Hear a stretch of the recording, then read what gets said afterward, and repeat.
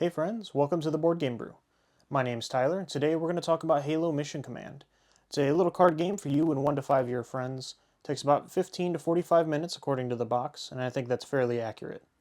What's going to happen is you're going to go on missions in the Halo universe.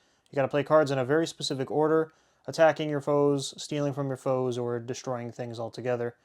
And the first one to complete all their missions wins. I'm going to go ahead and show you how it plays real fast. If you want to see a full rules breakdown, you can click a video that's going to be one of these corners. But if you want to just quick overview and how the game plays, go ahead, grab your drink, watch this real quick, and we're going to come back and review the game. Alright, so how do we play this game?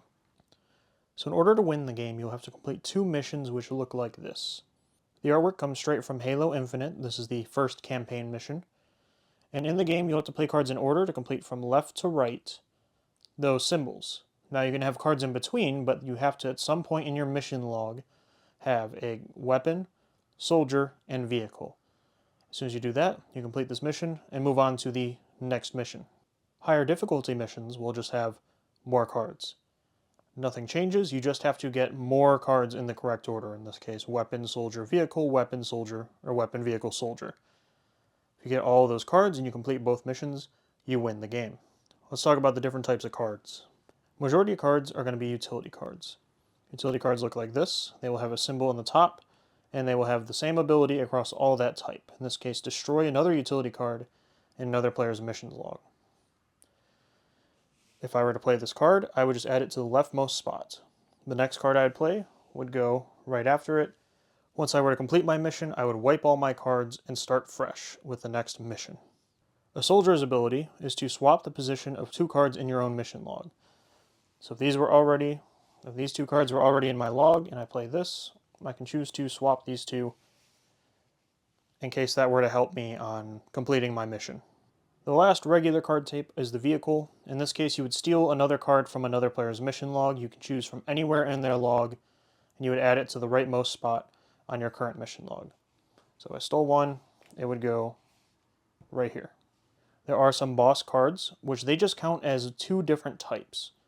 In your mission log, they will only take up 1 slot, so they can only cover a vehicle or a soldier, but you get to choose which one you want. You can change it later if another card gets destroyed in your mission log, and you get to choose which of the 2 abilities you want to use. You get the option of both, but you only get to choose one. The Warlord Eshrim is a one-time ability that doesn't even go in your mission log. You follow the text, and then discard the card. And lastly, you have Heroes. These are asset cards as opposed to utility, meaning they cannot be destroyed. They count for any type. When you play it, you actually get to put it anywhere in your mission log, and you choose one of the 3 options because they count as any type. Choose one of the actions, complete it as follows. So every turn in the game, you will have 2 cards. You will draw your 3rd one. You will choose which one you want to play, adding it to your mission log. After selecting your card, playing it in your mission log, activating its ability, your turn is over, and you move on to the next player, over and over again until somebody completes all of their missions. And that is how you play Halo Mission Command. Ooh, coffee's hot. Now that you understand how to play, it's a very, very simple game. You really got 3 things you're doing almost every single turn. Very little exception to that rule. So with that said, how is it? I mean, is it good? It seems easy enough to teach, right? It's a simple enough game to teach your friends if you want to, bring it out. You don't have to really learn ahead of time. It's really fast. 5 minutes, you'll be up and running. I would almost say it's as difficult as Uno to teach, so very easy to understand, very easy to play. On your turn, you're going to choose one of 3 cards. You're either going to attack somebody, steal from somebody, or just swap the card positions in your own mission log, which means every single turn you're attacking everybody else. The problem is I feel like the game takes too long to get going. Everybody on the first turn, it's like, well, I have nothing to do but this card, so I'm just going to attack you and destroy your card. So it takes you forever to even get your first mission rolling. And the same thing applies a little later in the game as you get to the second mission, whether that's a lot of cards or even just a little bit of cards. It just kind of feels like you're attacking somebody over and over again. That's not to say that a take that game is bad per se. It's fun and it's really engaging the more players you have. But at lower player counts, especially at 2 or 3 players, you're just attacking the same 1 or 2 people over and over again. It's just a mean take that game in that sense. And while I think the concept of, hey, get it in order, There is some strategy if you want to save a certain card, swap the order later, steal something if it comes out. That's all really good, that's all really engaging, and you gotta make some good decisions here. When you're only playing with one player especially, you're just using that same ability over and over again, and you're just grinding until somebody gets that final or first mission completed. And now's a good time to talk about the difficulty. You have options, which is good. You can make a choice setting up the game. Do you want to do more cards? Do you want to do less cards? Unfortunately, there's not really a good differentiator. It's just, do you want a longer game or a shorter game? The longer game can be very long, especially because as you get closer to winning, you're just beating down whoever's in first. If somebody's trying to get 6 cards in a row, which is a lot, and all of a sudden everybody else sees that, they're just going to target that person, and all of a sudden they're down so many cards. There's not really a good way of blocking it, there's no way of defending yourself, there's not really a good reliable way, it's just kind of a whack-a-mole, whoever gets to the top first. And sometimes you get really lucky. Sometimes we've had a game where somebody just couldn't even complete their first mission. They couldn't get the cards they needed, they couldn't steal the cards they needed, and just about every time they did start to get a little ahead, well, they kind of got beaten down, and that part of that's on the players, but the other thing is the game just allows that. There's nothing really for them to do.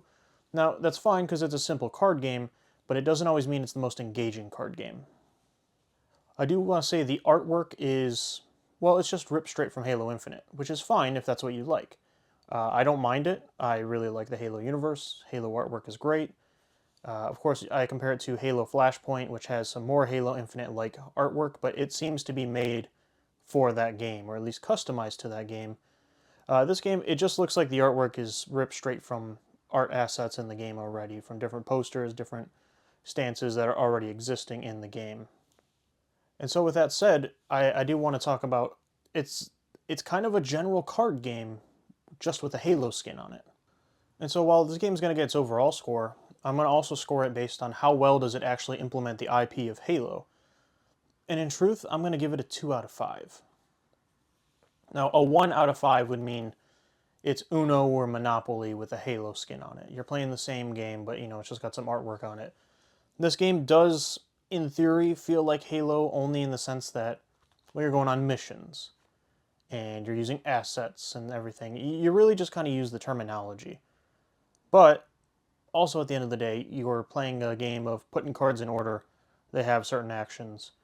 You could kind of throw whatever artwork, abstract, IP, anything on this game and it would really work. This game doesn't really make you feel like you're playing Halo or anything like that. And especially if I was bringing over a friend that's not into games but is really into Halo, I don't think this game is going to really make or break their interest in board gaming or card gaming. That's not to say that I don't personally love it as a Halo fan. I mean, we don't have a lot of Halo games. We have, somewhere up here, we have the Halo interactive strategy game back in the Halo 3 days. We do have Halo Flashpoint now. Halo Bang is somewhere behind me. It's actually over there, but Halo Bang is another Halo game that none of them have been that great to deliver. And so while this kind of falls in line with that, it does have the Halo IP on there. It's one of the few games, and it's very playable. My wife actually did really, really like this game. More than I did, actually. So with that said, I'm going to give this game, based on the Board Game Geek readings, it's going to be an okay, usually willing to play, I think is what the terminology is, but a 6.5 out of 10. It's a good card game, but I wouldn't say it's a great card game. I honestly would probably pick Uno or maybe even Dungeon Mayhem if you've played that. It's very, very similar in terms of how light it is and how easy to understand and bust it out, but it just offers a little bit more choice, a little bit more engagement, ways to defend yourself, ways to just keep the game flowing. That said, it's also a simple card game. I'm reading a little too much into it. I'm not looking for this big, complex Halo experience. I'm looking to sit down and play some cards for a couple minutes at the end of the night. And in that case, this is a good game. But please feel free to disagree with me. I really want to hear everybody else's opinion. If you want to go to the comments below, tell me how wrong or right I am, or wrong I am for not hating it enough. I just don't think it does a good job of me being able to take this out and introduce it to Halo fans and get them into this card game. It's something we're going to play if we just have some time to kill. And honestly, it's not a card game I'm going to pick over some of the other ones in my collection. So it's good, not great. I do recommend it for Halo fans especially. If you have an opportunity to try it, please do so. It's really an inexpensive game, so there's not really a big buy-in cost. That's another thing that's definitely important here. But like I said, let me know down below if you agree, if you disagree, or if you have your just own thoughts on the game or own experiences. I would love to hear it. We didn't get to play with too much of the higher player counts, more lower player counts, and that's probably affecting my opinion as well. But yeah, I recommend this game if you're a Halo fan, if you have any interest, especially if you're in Halo Infinite. All the artwork, all the missions, they're straight from Halo Infinite, so if you enjoy that game, give this one a shot. If this video brought you any value, if you enjoyed it, if it helped influence a decision to try it or even to buy the game, just a like would really mean a lot to me. It really helps out the channel. Or if you want to subscribe, that would be a huge help as well. I really appreciate it. Hope you enjoyed the video. I hope you enjoyed your drink, and I hope you come back to see me in another video.